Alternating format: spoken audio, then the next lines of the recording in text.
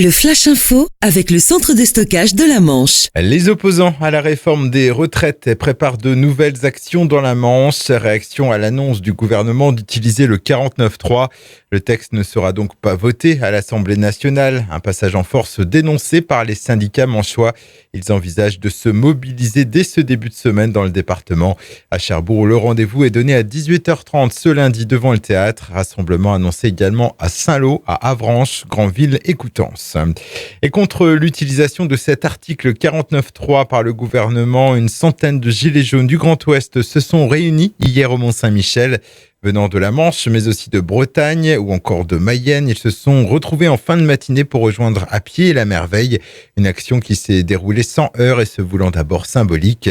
La manifestation s'est dispersée en début d'après-midi. Une personne blessée lors d'une sortie de route sur la départementale 24. L'accident s'est produit hier matin vers 6h15 à hauteur de la commune de Sauce-Ménil. Les pompiers de Saint-Va et Valognes sont rapidement intervenus pour prendre en charge la victime.